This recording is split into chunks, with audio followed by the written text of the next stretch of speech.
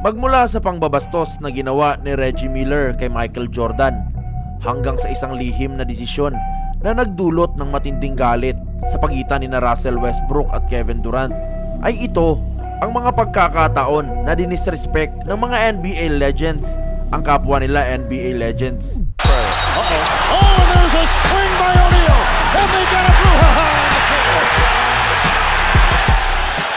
Simulan natin kay Reggie Miller dahil inakala ng player na ito na makakalusot siya sa hindi niya pagrespeto kay Michael Jordan. To Richardson, 1-on-2, 1-on-3, couldn't get it, and put back, no, it did fall. Now Michael Jordan and Reggie Miller having a go at it, and I mean we got fist throwing, here come the benches. Grabe ka Jordan, halos tanggalin mo na ang mata ni Miller. Pero kakaiba naman ang nangyayari sa ating susunod na kwento dahil ang isa sa pinaka-legendary na away sa kasaysayan ng NBA ay isa palang malaking kasinungalingan. Noong 1998 NBA Finals, nagharap ang Chicago Bulls at Utah Jazz sa NBA Finals. At sa Game 6 ng series, kung saan isang laro na lang ang kailangan ng Bulls, ay nagkasukatan ng tapang ang dalawang mga tigasin na sina Dennis Rodman at Karl Malone. Sa halos lahat nga ng play ay nagkikiskisan ang dalawang ito na parang mahahalintulad mo sa isang wrestling match. Well, iisipin mo talagang normal lamang ang nangyari dahil sa championship ang larong ito.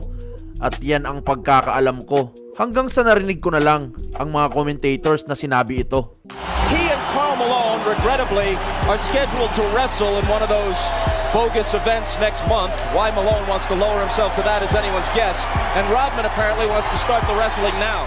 Lumalabas na ang dalawang ito ay may wrestling match na paparating at ginagamit nila ang kanilang oras sa NBA Finals para i-promote ito, at ang lahat ng away nila ay hindi pala totoo. Naging sulit ito para sa kanilang dalawa dahil makalipas ang isang buwan ay naganap na ang kanilang wrestling match at brinodcast pa ito sa TV kung saan binayaran sila ng $1 milyong para dito.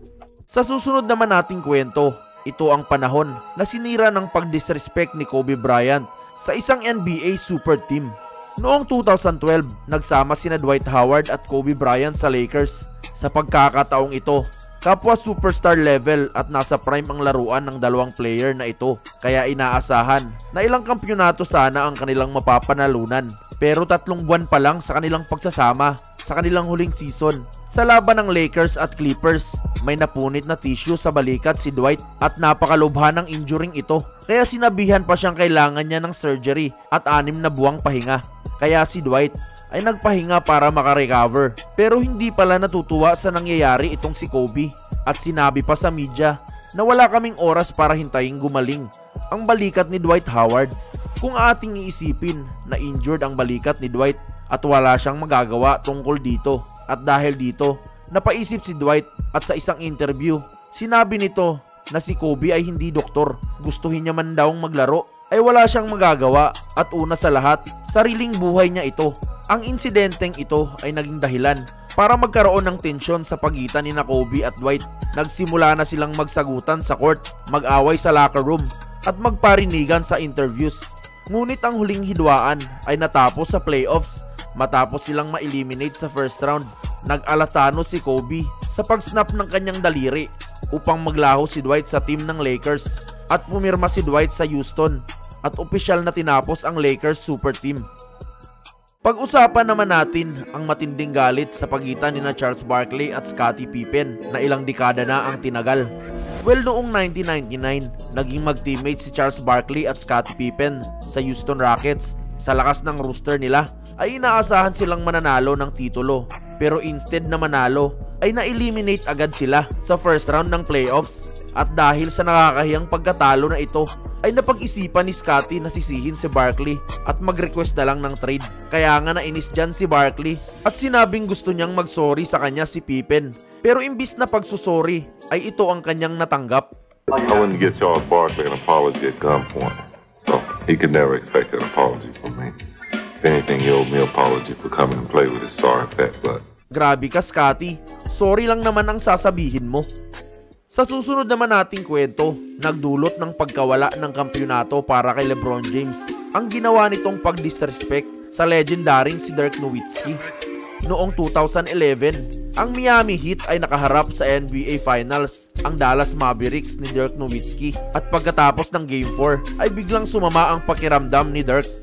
The night before, I go home and start shivering a little bit, started to cold. I was like, I'll probably just need to go to bed and I'll be great tomorrow, but it just didn't happen that way.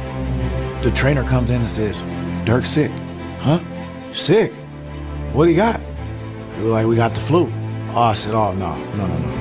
Not right now. Not in this moment. Bad timing nga ang trangkaso na ito para kay Dirk dahil sumakto pa ito sa kalagitnaan ng finals. At sa halip na bigyan ng suporta, ang kapwa nila superstar na may sakit ay pinagtripan pa ito nila LeBron at Dwayne Wade. Oh, did y'all hear me cough? Think I'm sick.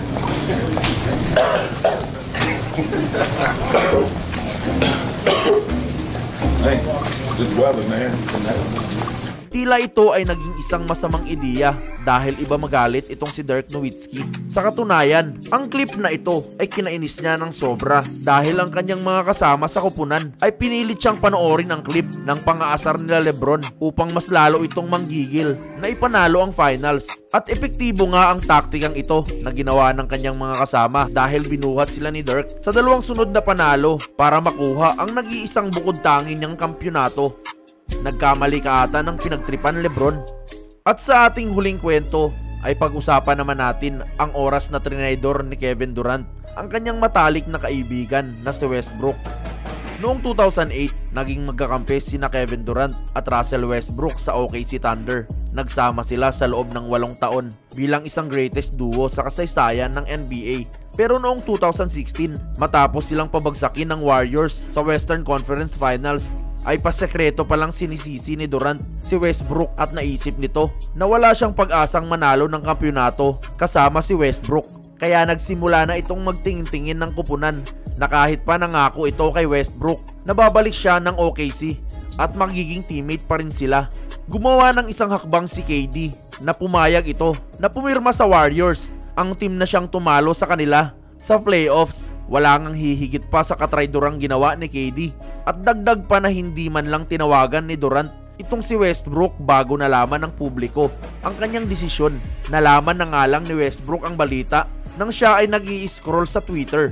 Nakakalungkot isipin at sayang lang dahil ito ang naging dahilan ng pagkasira ng pagkakaibigan ni KD at Westbrook.